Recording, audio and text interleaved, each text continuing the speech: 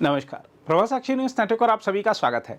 भारत में सोना और चांदी की बढ़ती मांग, वैश्विक अस्थिरता और आयात पर बढ़ते दबाव के बीच केंद्र सरकार, आभूषण उद्योग और खुदरा कंपनियां अब घरों और मंदिरों में पड़े निष्क्रिय सोने को फिर से अर्थव्यवस्था में लाने की दिशा में सक्रिय हो गई हैं।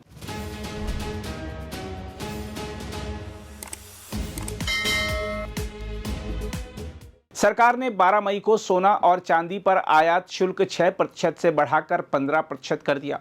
इसका उद्देश्य लगातार बढ़ रहे आयात को नियंत्रित करना और विदेशी मुद्रा भंडार पर पड़ रहे दबाव को कम करना है। इसी क्रम में प्रधानमंत्री नरेंद्र मोदी ने नागरिकों से अपील की है कि वह 1 वर्ष तक सोने की खरीद टालने पर विचार करें, ताकि देश की आर्थिक स्थिति पर अनावश्यक बोझ कम हो सके।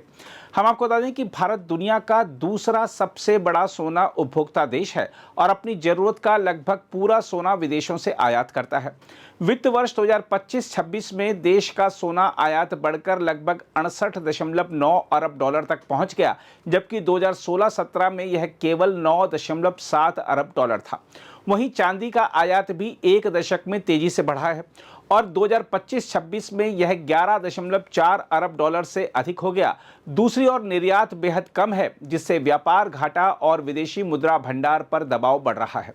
स्विट्जरलैंड, संयुक्त अरब अमीरात और पेरू भारत के प्रमुख सोना आपूर्तिकर्ता हैं, जबकि चांदी मुख्य रूप से ब्रिटेन, हांगकांग और अमेरिका से आयात की जाती है। आभूषण उद्योग का मानना है कि यदि भारतीय घरों और मंदिरों में जमा निष्क्रिय सोने का एक हिस्सा भी औपचारिक व्यवस्था के माध्यम से बाजार में वापस लाया जाए, तो आयात पर निर्भरता काफी कम हो सकती है। टाइटन कंपनी के मुख्य वित्त अधिकारी अशोक सोनथालिया ने कहा कि भारत के नागरिकों और मंदिरों के पास दुनिया का सबसे बड़ा जमीन के ऊपर मौजूद स्वर्ण भंडार है। टाइटन ने लगभग 25 वर्ष पहले पुराना सोना विनिमय कार्यक्रम शुरू किया था और वर्तमान में उसकी कुल सोना जरूरत का लगभग 50% इसी माध्यम से पूरा होता है।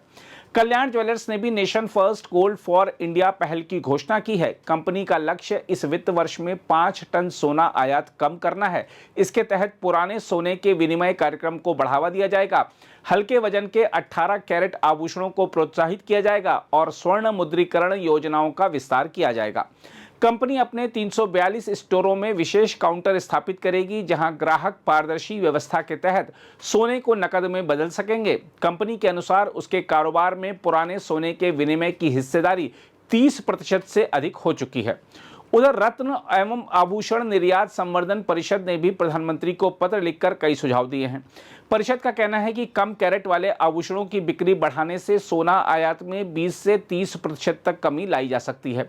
साथ ही पुराने सोने को नए आभूषणों में बदलने की संस्कृति को बढ़ावा देना भी जरूरी है। मलाबार गोल्ड एंड डायमंड्स ने भी सरकार को स्वर्ण मुद्रीकरण योजना को और प्रभावी बनाने का प्रस्ताव दिया है।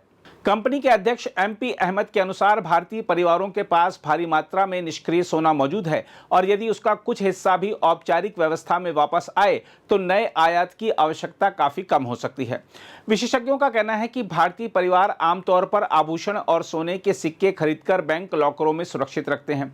यह सोना लंबे समय तक निष्क्रिय रहता है, जबकि इसका पुनर्चक्रण देश की अर्थव्यवस्था के लिए उपयोगी हो सकता है। उद्योग जगत अब 22 कैरेट की बजाय 18 और 14 कैरेट के हल्के आभूषणों को बढ़ावा देने पर भी जोर दे रहा है। टाइटन ने हाल ही में 18 कैरेट में दुल्हन आभूषणों का नया संग्रह पेश किया है। इधर अंतर्राष्ट्रीय बाजार में भी सोने की कीमतों में भारी उतार चढ़ाव देखने को मिल रहा है। अमेरिका, इजराइल और ईरान के बीच बढ़ते तनाव तथा पश्चिम एशिया में जारी संघर्ष के कारण तेल कीमतों में तेजी आई है। इसके चलते मुद्रास्फीति बढ़ने और ब्याज दरों में कटौती की संभावना कम होने से सोने की कीमतों पर दबाव बना है। हाल के दिनों में सोने की कीमतों में 13% से अधिक गिरावट दर्ज की गई है। डॉलर मजबूत होने और अमेरिकी बांड प्रतिफल बढ़ने से निवेशकों का रुझान भी सोने से दूर हुआ है। विश्लेषकों का कहना है कि बढ़ती तेल कीमतों ने मुद्रास्फीति की आशंकाओं को फिर बढ़ा दिया है, जिससे बाजार में ब्याज दरों को लेकर संशय पैदा हो गया है। इस बीच पश्चिम एशिया में जारी तनाव के कारण कच्चे तेल की कीमतें भी तेजी से बढ़ रही हैं। इससे भारत जैसे आयात आधारित देशों पर दोहरा दबाव बन रहा है, क्योंकि देश अपनी 85% से अधिक तेल जरूरतें भी विदेशों से पूरी करता है। ऐसे में सोना और तेल दोनों के बढ़ते आयात से चालू खाता घाटा और रुपए पर दबाव बढ़ सकता है। यही कारण है कि सरकार अब नागरिकों से गैर जरूरी सोना और चांदी खरीद में संयम बरतने की अपील कर रही है। अगर आप भी लेना चाहते हैं देश दुनिया की तमाम जानकारी तो आज ही सब्सक्राइब करें हमारे चैनल को। साथ ही नीचे दिए बेल आइकन को जरूर दबाएं ताकि हर अपडेट आप तक पहुंच सके।